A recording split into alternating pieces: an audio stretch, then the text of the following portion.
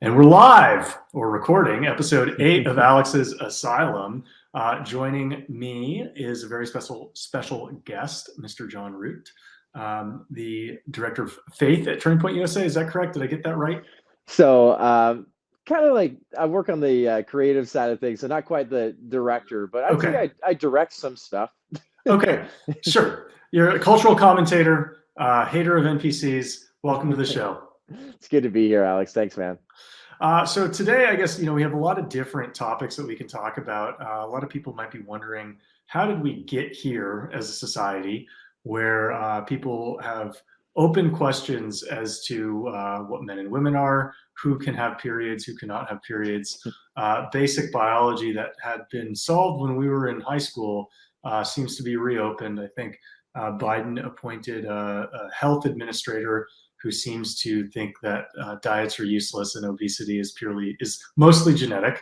What's going on? What do you think? What do you think the cause of this insanity is, John? And then you also have people elevated that said there was going to be a winter of death and just instilled a lot of fear in people. And that whole Biden administration, that's what they formulate their talking points on. How can we scare the crap out of people and have them fall in line? But I Yeah. think in general, the best way to break it down is I think there's an elevation of self Okay. and this whole like self exploration and like especially now the best way to manipulate a society is obviously from within. So Mm-hmm. you see so much of social media right now, it's all about you, all about like Mm-hmm. what makes you look the best. You have these filters that make you look like a different gender, or you can say you are a different gender. And when you, especially too, I think the worst part is the next generation is under attack. So when you have some boy that's like, I don't know, I feel like playing with Barbies today, it's like, oh, are they a girl? Or like the Mm-hmm. opposite, you have some girl that likes playing with um like Captain America and Superman dolls, like, well, maybe they're a boy. And I think we Right. started to really manipulate the younger generation. And with the Gen Z right now, there's a lot of great Gen Z kids, but there's also a lot of focus on the self and elevating like your inner being, or like how you can just be whatever you want and you're basically the god of your own universe situation. I think that's when it starts to get dangerous. And then when you scare the crap out of people, they start falling in line, and they start, if they're not a part of some agenda themselves with the whole sexual exploitation and exploration of things, they might want to be an ally because they don't want to be ostracized from their community group and everything, or be called homophobic or whatever. So I think a lot of it just comes down to this elevation of self, and people really not standing on really much of anything at all.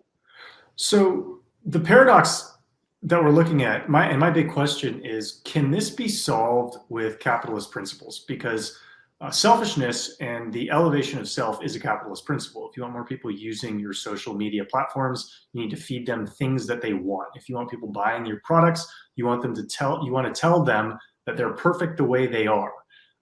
Even propaganda and brainwashing are part of a capitalist model that, you're free speech. You're allowed to slant the truth and misconvey facts, or selectively convey the things that you want people to hear and not share the things that you don't. And so with this rat hole that we're in, is this an indictment of capitalism too? I think it starts getting too far into this. Like, is it socialism? Is that the solution, or is capitalism the solution, or both the problem? I think in general the problem is, I think it's more of a spiritual problem than an economics problem. I That's a good think answer. um, basically the way I look at it as a Christian is when you start elevating the self, and I think we're into this whole idea of postmodernism, which I think is basically building the new Tower of Babel, Mm-hmm. is like I said before, you think that you can be a god yourself. Like we've reached this point. Like I was just in Sedona this last weekend, and no offense to people that go on these little like spiritual retreats, or people that listening to this podcast, or watching it, if you've gone on those, but I feel like it's in this postmodernism belief that, man, we're now in 2023, and we are so intellectual now, and we're so has so much scientific prowess, and we've really reached this upper echelon that people start having this self-importance and really think that just because you have a smartphone in your hand, you are a smart person. Yeah. It's I think we might be living in some of the dumbest generations because everybody's attention span is down. But like when it comes to asking the question, is this a capitalist problem? I don't think so at all. I think free speech is not really free speech right now. So you can use free speech to try to manipulate, but also I don't think there's an allowance of people to decipher whether that is true or not. So you see a lot of social media companies that are blatantly going against Section 230. So when we talk about the New York Post story for the Yeah. Hunter Biden laptop, for example, they were acting as a publisher instead of a platform. Yeah. And they were deciding who and what could share about who and what. Hmm. Like you should allow the like if I tweet out and I say there's only two genders, before Elon, I would have gotten kicked off of Twitter. Now people can be like, Bad boy. yeah, it's like it's not a crazy statement. Like Right. it's fact. Yeah. This is not like for me, like putting the Bible aside, like I don't force argument's sake. I can never put Bible aside, but for argument's sake here, it's like this is scientifically proven there's only two genders. Hmm. And for decades and decades prior, basically our whole life, if you thought you were something else or even non-binary, that you're not even you're genderless yourself, that was always seen as a mental disorder. Yeah, up until like no, probably later than the 70s, right? Was Yeah. it like 10, 15 years ago that the DSM was changed to Mhm. not categorize? Is it still what? How is gender dysphoria viewed by the psychologists? Isn't it Like still a condition according to them? it literally depends on who you ask. Okay, And I think like I wouldn't be able to quote any like peer-reviewed because studies right you know now. the answer, right? It's And like it's just like I don't, yeah, exactly. I don't even feel like I need to. I'm not even gonna. right. But if for argument's sake, constantly, it's just like it's fine to be asking questions. It's Sure. fine to be um like so many conspiracy theories become true now. But in general, like it's not a conspiracy theory to think that somehow this data and this truth was hidden for so long, and now that we've reached this point in the 2020s that there is non-binary people and you can be whatever gender you want. Like if you want to be a different animal, you could be that. It's like no, we've always seen that as a disorder, and I don't feel like it's loving to people to try to align with that mental disorder or just try to play into that at all. Like it's not loving to withhold the truth from people. That doesn't mean that we should ostracize these people from society. But what's happening with social media companies and administrations, they're literally not allowing these conversations to be had. And then you talk about a capitalist society.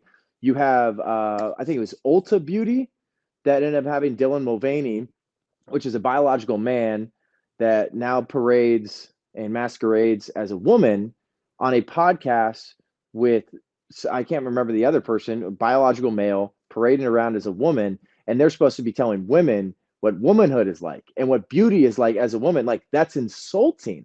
But in a capitalist society, if Ulta Beauty decides that might be a good idea for us from a marketing standpoint and a business standpoint, we live in a capitalist society, go for it. But I think basically everything woke turns to crap. It doesn't work in sports. It's not working for this LGBTQIA plus alphabet situation. It's not working, but we live in a capitalist society. If you want to try to play off that, companies go for it. But most of the time, it's not working. Well, I think if I were a conservative tactician, the way I would look at what's going on with the left is I believe that hatred of life, fundamentally underpins a lot of their ideology, whether they want to believe it or not. And there's a lot of nice people on the left who would refuse to believe it, but if push comes to shove, if you closely analyze, who wins the battles within the left, the underpinning ideology to a lot of what they push is a hatred of life itself. And Mhm. so if you want to take down an enemy and you believe your enemy's stronger than you, what you really want to do is turn your enemy against itself. This is what I think China is doing to the United States. I actually think China Yeah. happens to be funding a lot of this stuff through NGOs. They have they have billions of dollars of cash every month through a trade Completely agree. surplus that they can use to, uh, manipulate our culture and get us to increase our infighting. Well, if the conservatives are fundamentally weaker than the liberals in their grip on politics and society, what they need to do is figure out how to catalyze infighting within the left. And if you truly do believe that hatred of life and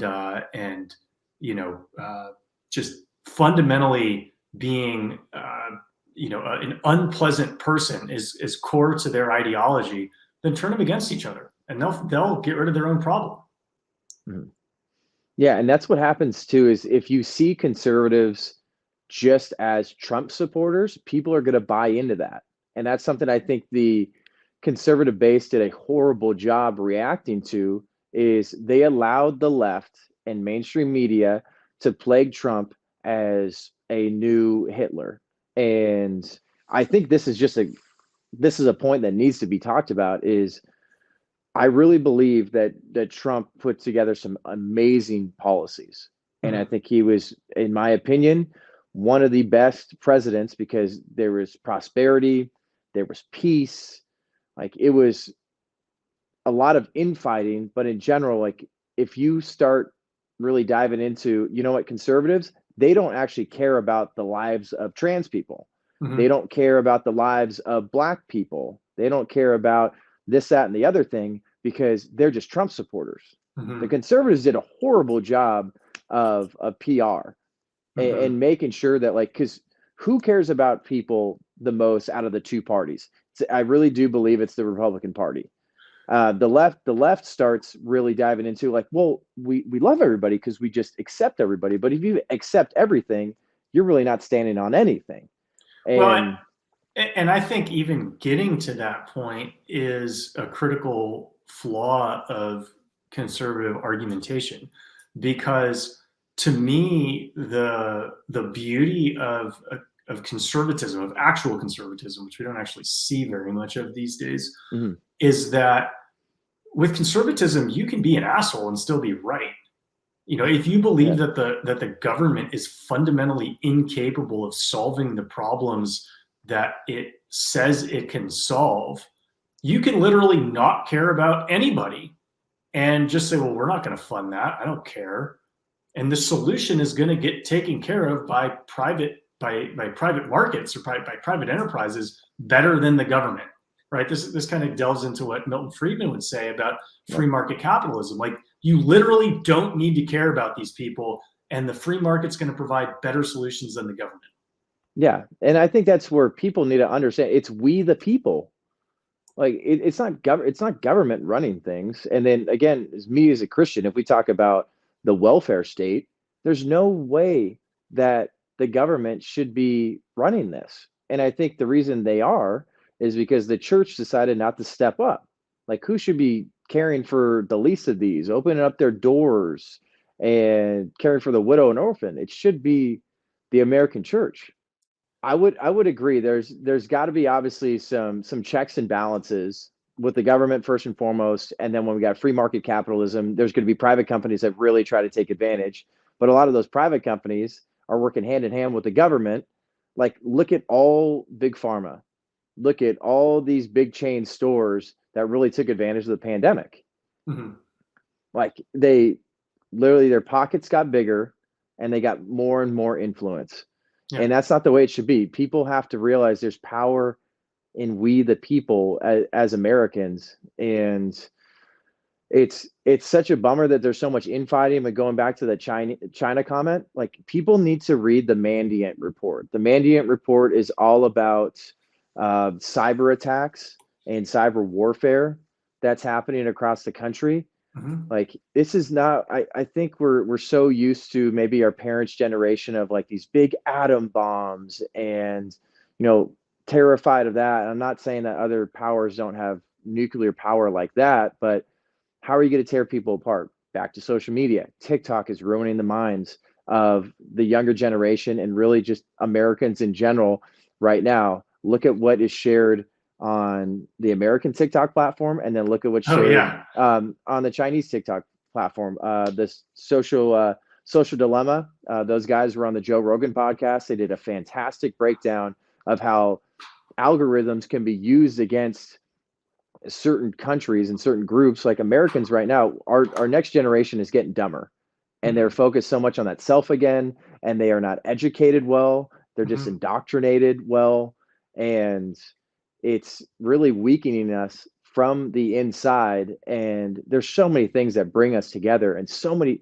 I mean, there's just like, Alex. There's some really solid people on the left that are willing to have conversations. And I think I've seen a lot of those people start really getting a little bit more centered, and Yeah. even seen some of those people just jump ship and be like, I can't be a part of this leftism anymore. Right. And that doesn't mean that conservatism's got all the answers, but I think there's an understanding of like, what are we conserving? Right. And it doesn't seem like we are conserving the foundation of our country anymore, as our founding fathers really wanted it to be. And that doesn't mean that our founding fathers were without flaw. Like, you're not going to find anybody without flaw, but this has been the most prosperous um, and most really accepting nation, a place where you could thrive more than any other nation in the history of the world. It's a beautiful place, and it's a privilege to be here. If we talk about any sense of privilege, it's a privilege to be an American. But right now, I think this infighting, I hope it just gets to a head where people realize we're better together, Yeah. and there's a lot more things we have in common than we have apart. But I just don't see that happening, because it is advantageous for especially the left, but that also doesn't mean that the right doesn't try to take advantage of this stuff too. There's bad actors on both sides. If you actually analyze the culturally destructive strategy of the left, it's quite brilliant, whether they've thought this through or not. Where if you can effectively stigmatize the founding fathers of a nation, then you've effectively stigmatized the founding ideology of the nation. Yep. And if you make it culturally unacceptable to support the founding principles of a nation, then that nation will dissolve. There's Yep. just nothing holding it up. And I think that conservatives have done a poor job of, let's say, maintaining the integrity of the founding fathers. I do think that cultures, whether it's a sports team or nations, benefit from some degree of propaganda.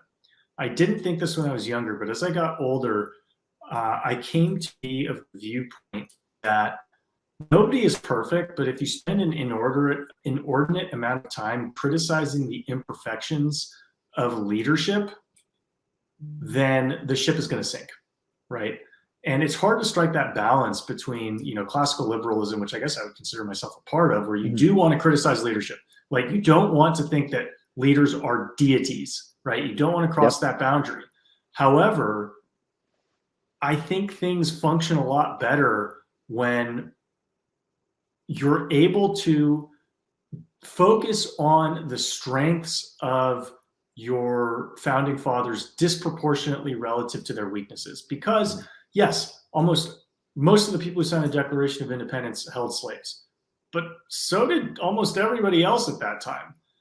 If not slaves, they had serfs in Europe, right? And then it's also good to like really define of like what slavery was bad across the board.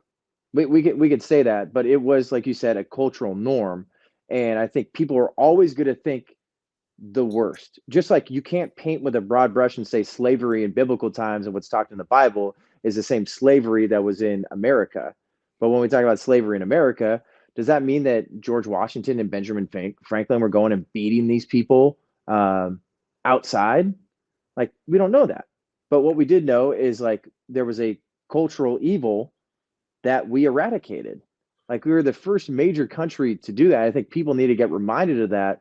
Is we love holding stuff over people's heads, and then it's just like you said, and I want you to keep going. It's like, well, they did this wrong, so don't you can't even listen to anything else they ever said. The founding America was founded on slaves. It really wasn't um, anything other than in 1619. That's when it started, and people start buying into that.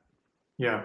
Well, I think what I would push if I were a conservative strategist is the narrative that capitalism fundamentally eradicated slavery. And we would still have slavery to this day if we hadn't invented the steam engine, the cotton gin, the mechanical ability to replace labor, right?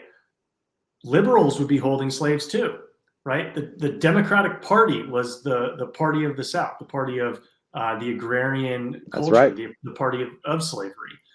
And the reason that it was not a coincidence that the abolitionist movement gained momentum like 80 years after Eli Whitney invented the cotton gin, or even less, 50 years after Eli Whitney invented the cotton gin, right? These two things are not accidents. That there's a sequence to, oh, well, we really need these laborers. It's probably not the best thing, but what else are we going to do to, yeah, we kind of need these slaves, but there's other alternatives that can power our economy. Well, guess what? Without capitalism, we wouldn't have those other alternatives, and we would still have slaves to this day in 2023 without capitalism and without the Industrial Revolution.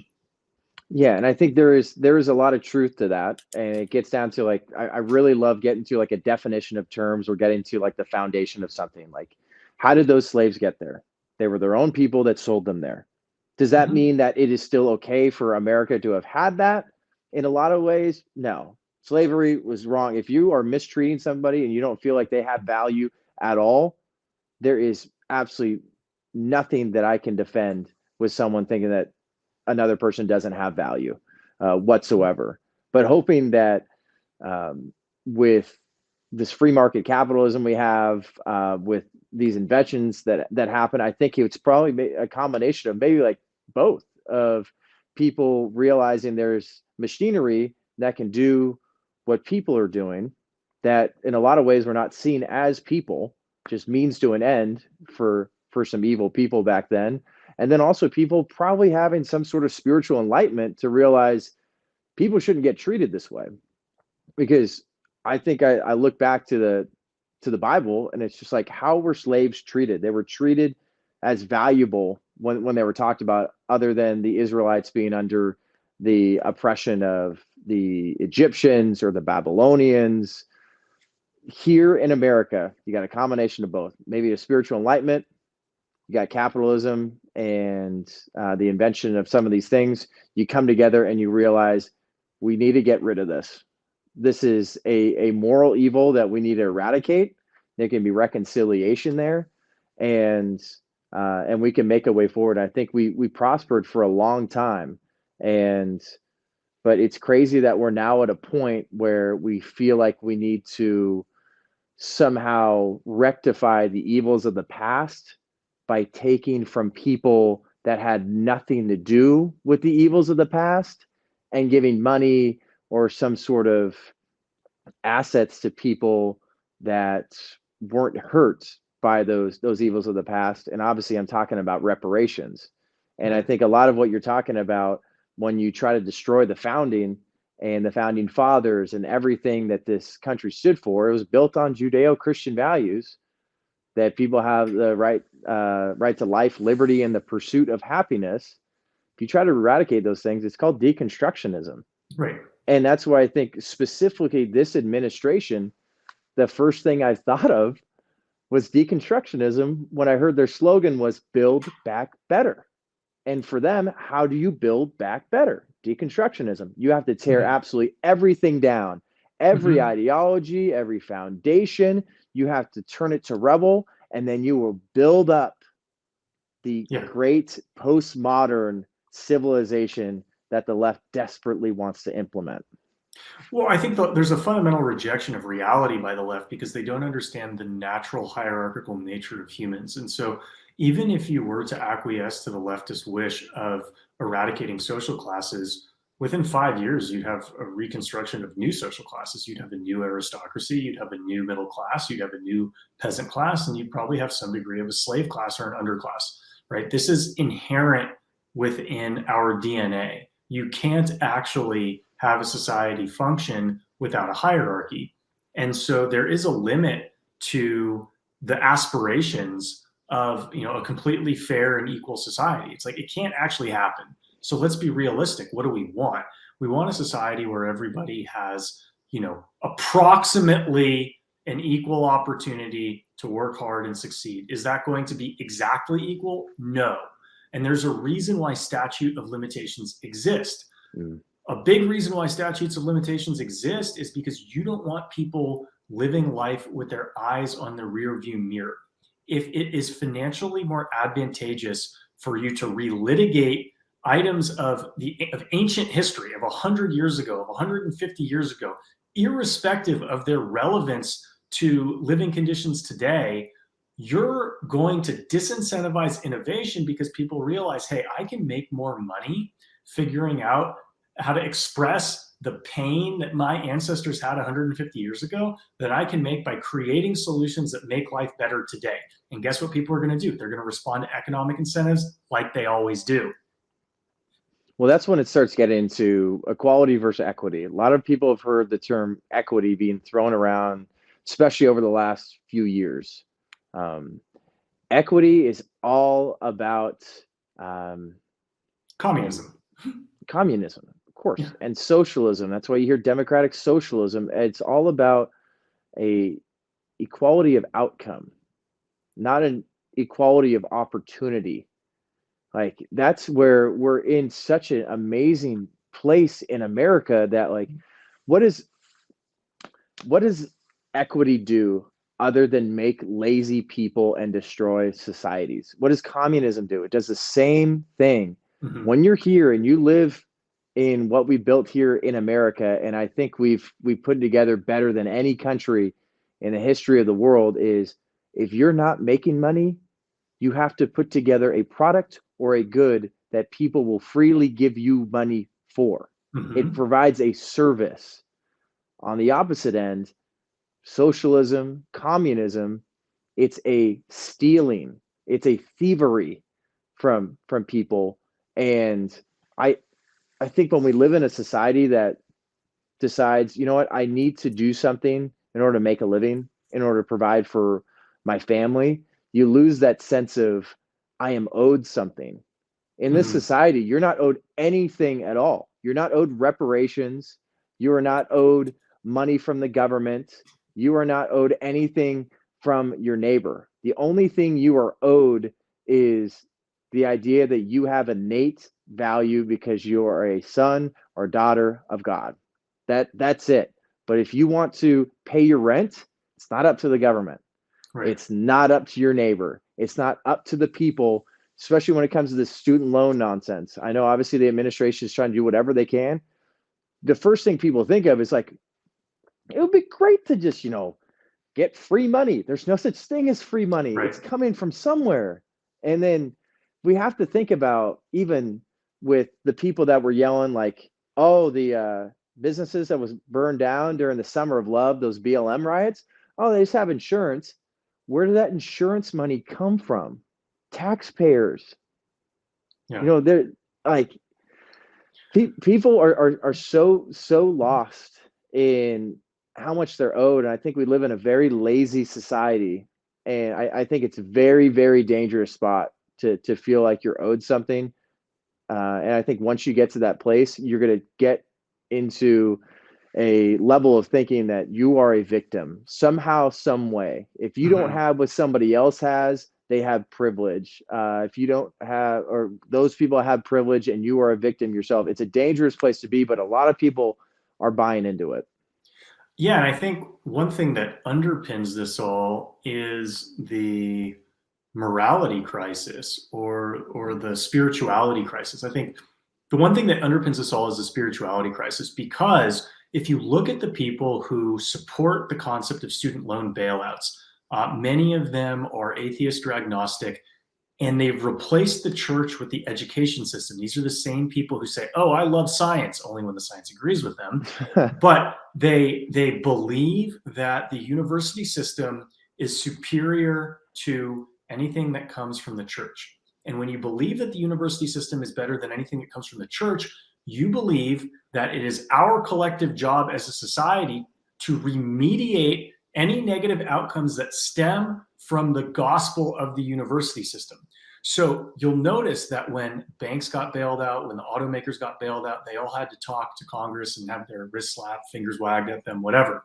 This is not the case with student loan bailouts. You will not see the president of Harvard step in front of Congress and answer, what did you do with all of these government-backed loans, right? Why are your graduates not able to get productive jobs? Maybe not would be Harvard, but it would be, state university systems. Why are the graduates not able to get jobs? We've given you our taxpayer dollars. Citizens deserve to know what you're teaching these kids that leaves them ill-equipped to survive in the modern economy. And then also, too, the endowments of a lot of these universities, too.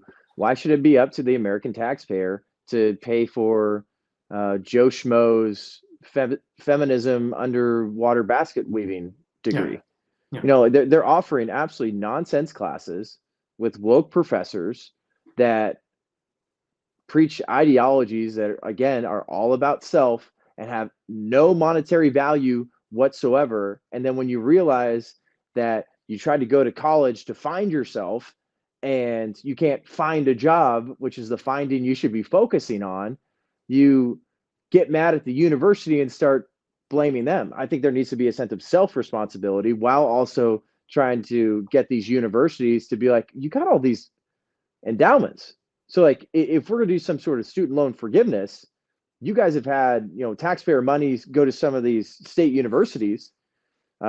You should be able to pay for some of these ex-students. It should be kind of up to you, not the taxpayer that decided that they're actually going to get a business degree.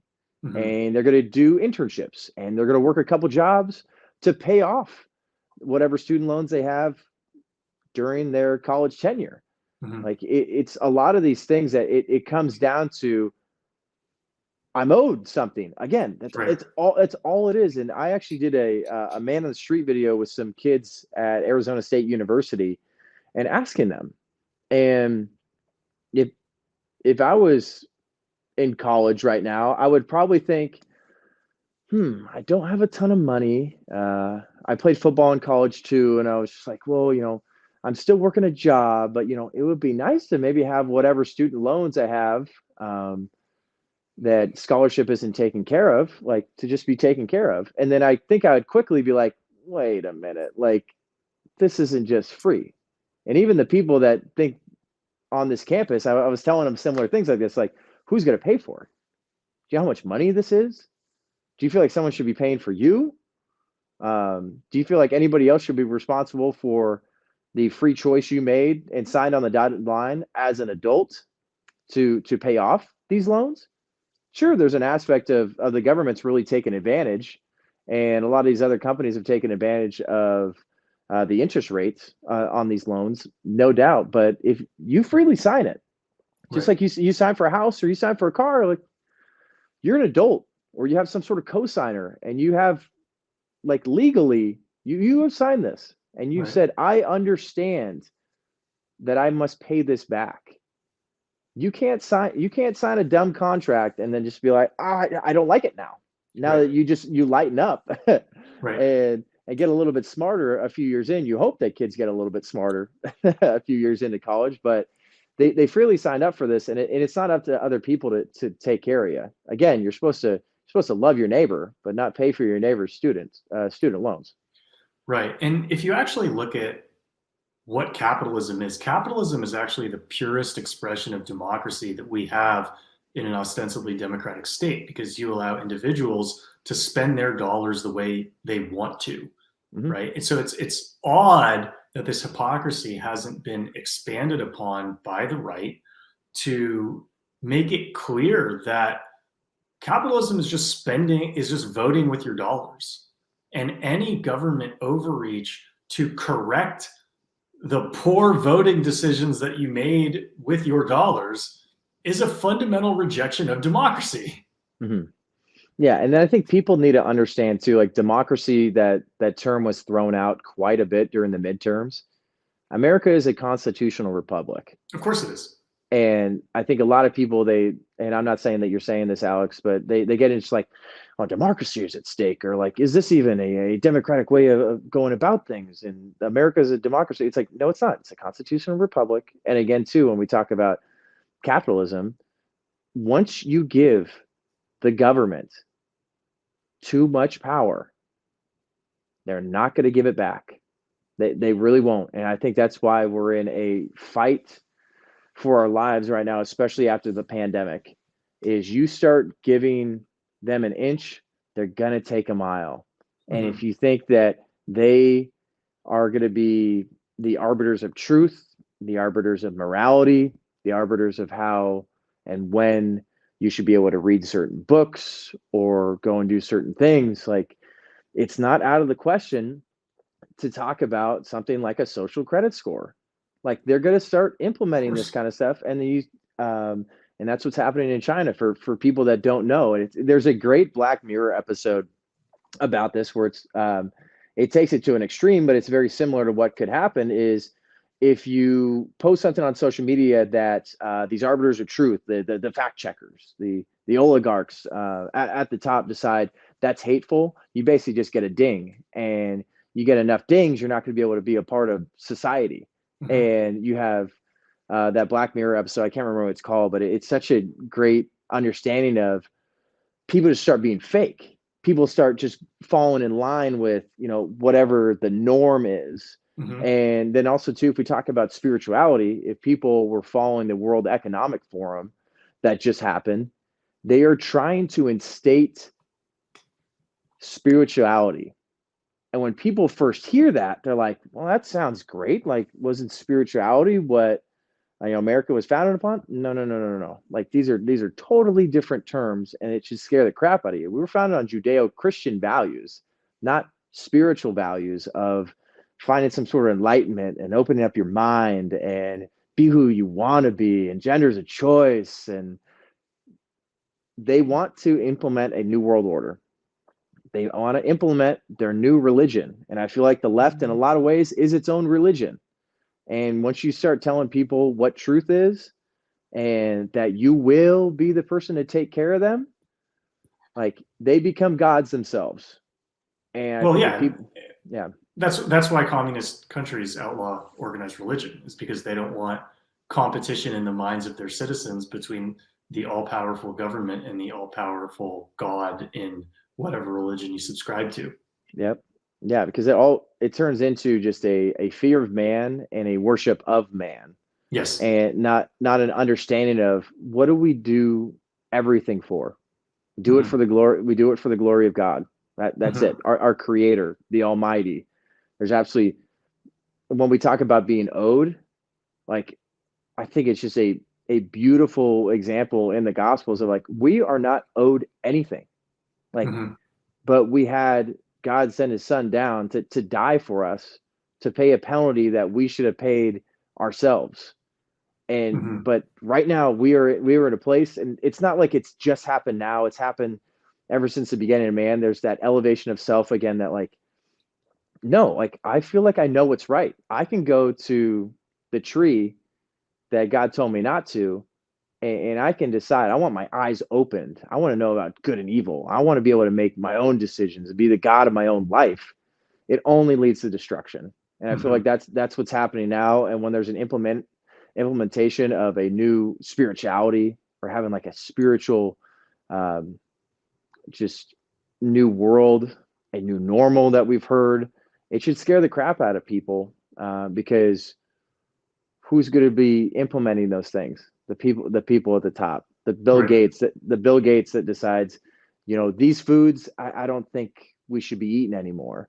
But you know what? I've made this synthetic stuff on my own farmland, and you should be eating this, or doing that. It should really scare people, because for so long we were able to make choices ourselves in America, but it's getting to a dangerous place where um, these people at the top are going to start deciding what decisions can be made. And I think it starts with really trying to elevate the self and try to eliminate what we do everything for. Try to eliminate God completely. Look at what happened to Ivan.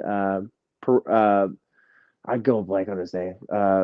Perovov from the Philadelphia Flyers. Yeah. Sorry, I probably just butchered his name. And I worked in hockey, and I'm wearing a hockey jersey right now. And he wouldn't wear a rainbow pride jersey, and he was absolutely crucified in the media as a homophobe, as a hateful person, that he doesn't want anybody that is affirming or LGBTQ themselves. No, like he has a freedom of choice. I'm glad the NHL came out and said that, but it's kind of dangerous though if we get to a place where someone makes a decision that is clearly against their religion and against the way that God has ordered things, and they are seen as someone that shouldn't even be a part of society, shouldn't have a job in the NHL anymore, and should almost be ostracized. People should be scared about that. Even if you disagree with Ivan, you should understand there's a beauty of him being able to decide what he does and does not support or promote on his chest during games. Well, and if you look at the end game of the inclusivity movement, the end game of the inclusivity movement is the dissolution of dissidents against the left, because it's the inclusivity goes two ways. Are you going to include people with fundamentalist Christian values, or are you going to include the LGBTQ community via support of wearing a pride jersey, right? One group must be excluded and the other group must be included. If you're to look at the prioritization between the Flyers guy, I won't even try to say his name, and Pride Night, right? Yeah. So it's not like he's being any less inclusive as the people who want to marginalize him. Well, also too, you play your cards on the left if you realize how exclusive that you are, that you are not including religious beliefs here. Right. Yeah. And that's, again, too, going back to our point where they want to eliminate the foundations of faith, the foundations of our country that was founded in faith, in those Judeo-Christian values. You start getting to a place, again, you stand for everything. You're not standing on anything at all. But they realize that they are not the actual inclusive group that they believe that they are. No. They're very exclusive. And also too, there is a lot of ways that churches can maybe do a better job of, sure, yes, all are welcomed in God's house. But that also doesn't mean that Jesus would go out and wear a pride jersey. He would if he played sports today, Jesus would not wear a pride jersey. It's just plain and simple. That's what it is. And then also, if you're a church and you have someone, it doesn't matter if it's like sexual immorality with just LGBTQ. There's sexual immorality with straight people too. Like, are you living by God's law and God's order? It's not for us to decide. Like, that's already been decided. There's already been an order put in place. But there's a lot of people that feel like that order is not inclusive like they'd want it to be. They don't believe that it's exactly the way that society should be ordered. But they have to realize, like, they have to answer the simple questions of, you're talking about being so inclusive, but you are excluding at the same time. But it is very easy for them to market it in a way that's like, well, yeah, like we are being exclusive, but we're excluding the hateful people. Right. Well, it's the people we don't like. We're just excluding the people we don't like, which makes us no different than the other people, other than we're excluding the people that we don't like based on our playbook that we wrote, rather than they're excluding people that they don't like based on a playbook that someone else wrote. And then look at right now too, like we talk about the inclusivity movement. You have people that are literally trying to defend pedophilia. They're trying to call these people minor attracted persons, MAPS. If people haven't heard of that, I highly suggest not Googling it and looking at the images. You can maybe look at some some articles about what's being pushed, but they are trying to implement this like, you know what, I don't know, that's just the way I was born. I just have these people are born with some crazy temptations, and we live in a very fallen world. But in what world is that moral to be dressing up as a different gender and performing in a drag show for young children? And also, who are those parents that are allowing those kids to be there? Like, and also too, who are these institutions that are allowing these professors to promote stuff like minor attracted persons and trying to somehow normalize pedophilia? Like, this stuff is happening all over the place. This isn't some right-wing conspiracy. Like, children are under attack right now, and their minds are absolutely being warped. Like, it's disgusting. It's evil. These aren't some people that just like are brainwashed and like under MK Ultra, like where you'll see a lot of people on TikTok say like, well, Beyonce's doing this just because she's under that. Like, no, these are people that are adults that know exactly the choices that they're making, and they are taking advantage of the younger generation. And unfortunately, you got a lot of parents that are allowing this nonsense to happen. They're taking them to drag queen story hour. They're taking them to these bars like during the day. Like, it's disgusting stuff. And again, too, the best way to love people is to give them the truth. The truth is, this is not progress. People try to go under the guise of progressivism. This is not progress at all. No, it's maybe regression. progress. It's progress for an evil agenda.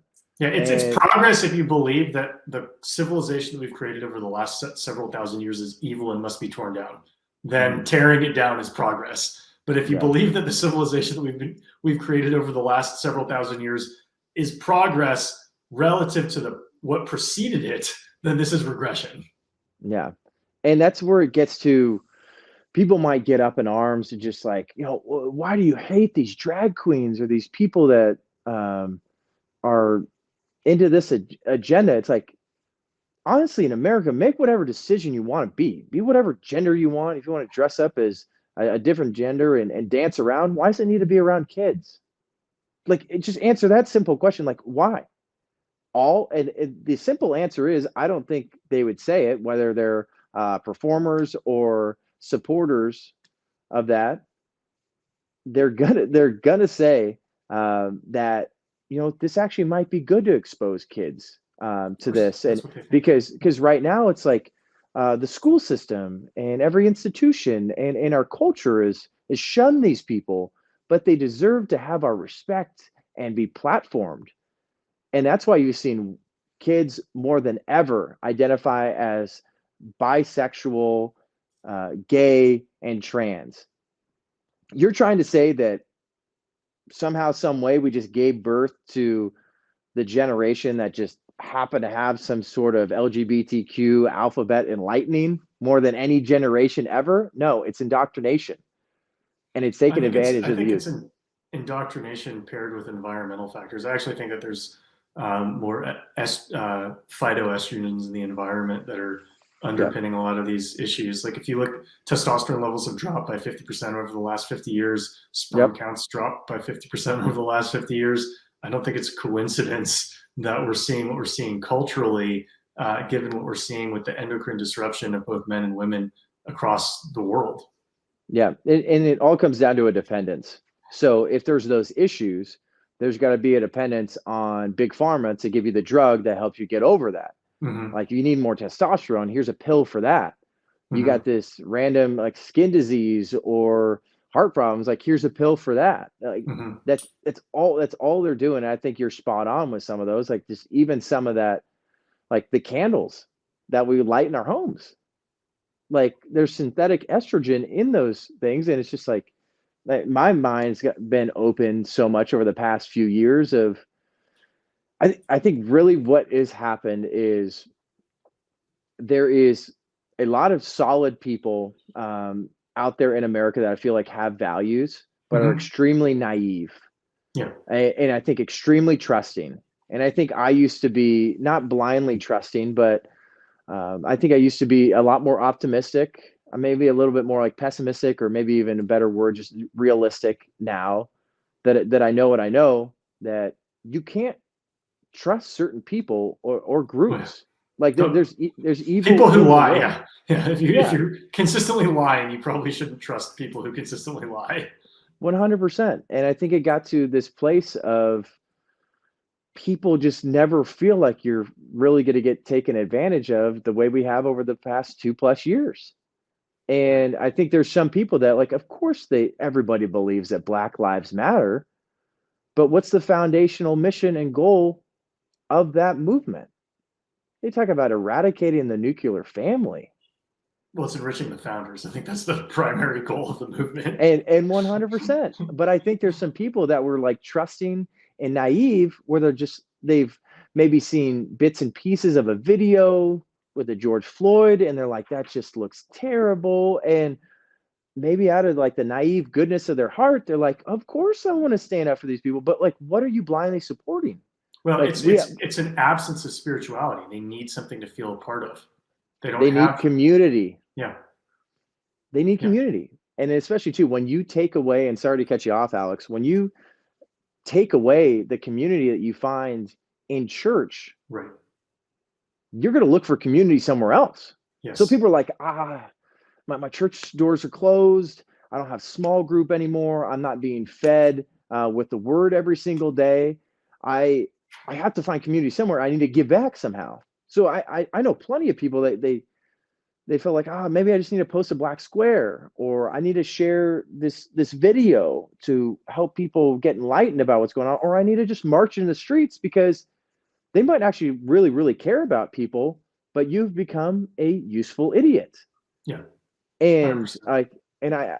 I don't use that lightly. People have become useful idiots for organizations that don't really care about the people group they pretend to care about.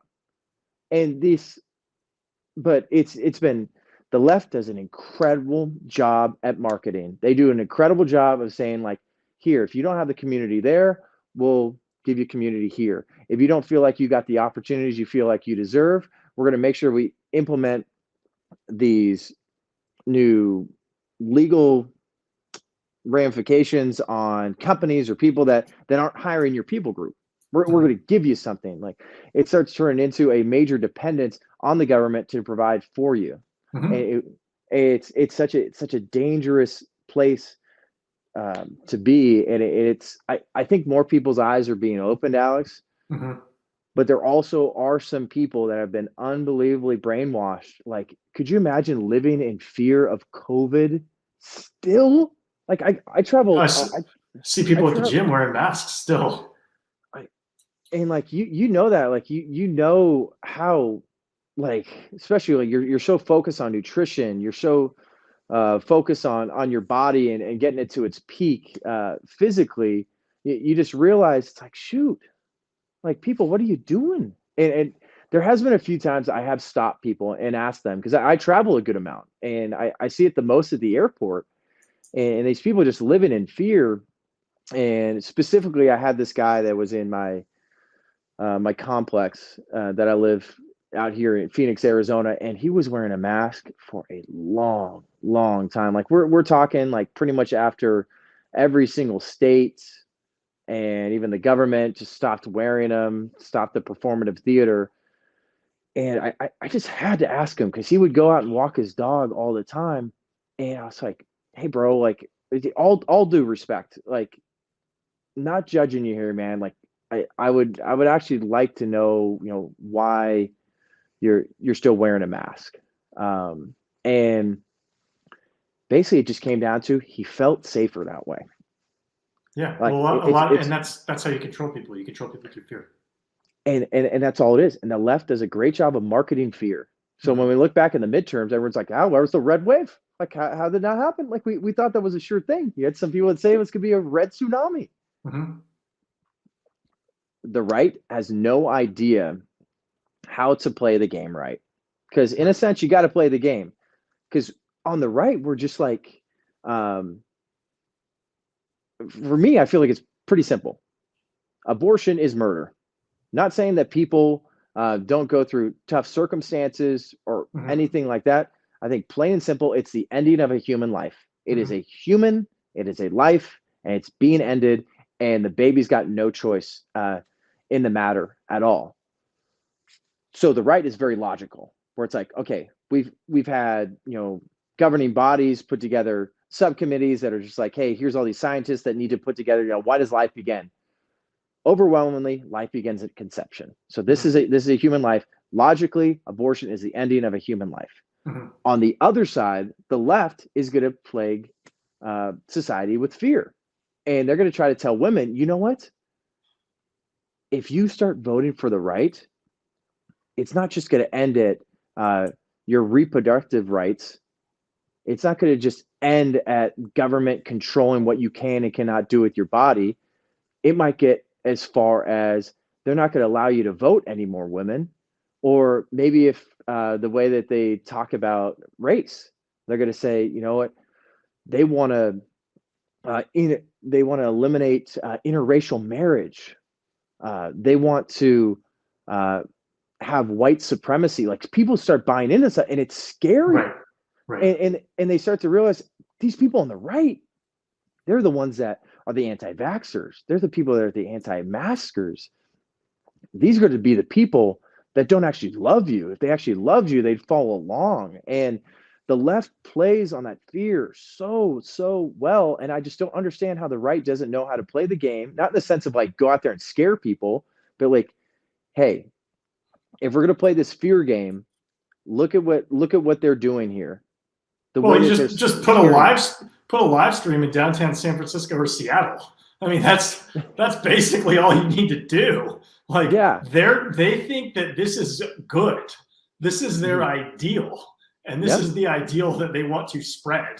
Do you want this in your backyard? Ask And, yourself. and we talk about the natural, and our natural isn't all becoming meth heads like we see in San Francisco. I worked in San Francisco for a while. I lived in the Bay Area for a lot of my life, and I worked for an esports company. I'd walk through the streets of San Francisco. There's people crapping in the streets, pissing in the streets, shooting up in the streets. They have needle disposal areas there. But if we talk about the natural, naturally, we are going to take advantage of situations. We are not going to help ourselves. Like that's why we need solid values and foundational values that I believe we get from the Word of God and should be taught in church. So you have these people that there's so much self-indulgences. That's what it gets to. It's just like people Right. start abusing alcohol. They start abusing drugs. They start abusing men start abusing women, and it gets to this point where they just feel like empowered, and all you're doing is coddling these people that need to have like a almost firm backhand Mhm. legally. You can't just tell people you can steal a certain amount of money from a store and we're not going to send cops after you. You can't tell people that, you know what, I don't like that you're shooting up um, and ruining the streets of a city. We're going to give you needle disposal areas. Or, you know what, we have communities like in Chicago that there's major black on black crime. Like, but we're going to try to vilify the police. Like, people need to realize that there needs to be some research done into why is this one side trying to scare the crap out of you, and also why do you feel so scared to die? And people hearing maybe just that phrase are like, well, what do you mean? Like, what I mean is, as a Christian, if COVID somehow, some way got me, like it killed people, it was a real thing, no doubt. No one's denying that. But I was like, I don't live for this world, and I'm not scared to die. And it also doesn't mean that I'm going out and trying to kill people. But we are in this weird place where we're doing absolutely everything we possibly can to extend our lifetime. Like this is all we live for. And like, heaven forbid God takes me on my ride home this afternoon. I feel confident in where I'm going. I'm not scared to get behind the wheel of my car, even though we know People were way more likely to die in a car accident than they were of COVID. Like we got into this place of we need to stop being so fearful of dying. And the people that aren't fearful of dying are they have an understanding that this is not their home, that we live for something much more than just this life on planet Earth. And I think if the right or even just like the church really started to focus on that, I think we'd have a better society, um, and a good understanding of that we need to make the most out of the time that we have, but we don't need to have such a firm grip on this life that we don't allow God to make a difference in it or open up our eyes, ears to what He has for us. People were just crippled with this fear, and I think that's the thing that maybe bums me out the most. Yeah. No, you make good points, John. And I will say that we're bumping against my dinner time, so I got to get some protein in me. Yes, sir. How can our viewing, listening audience hear more from you? You guys can follow me on Instagram and Twitter. That's where I'm the most active. It's at Johnny Root underscore JONNYROOT underscore. I'm a TPUSA Faith contributor. I also cover sports and culture quite a bit on those platforms. Trying to get my YouTube game up a little bit. That's at Jon Root on YouTube. But I love conversations like this, Alex, and I think we need to have some more of them because we live in a crazy world, and I think there's nothing wrong with asking questions. There's nothing wrong with butting heads.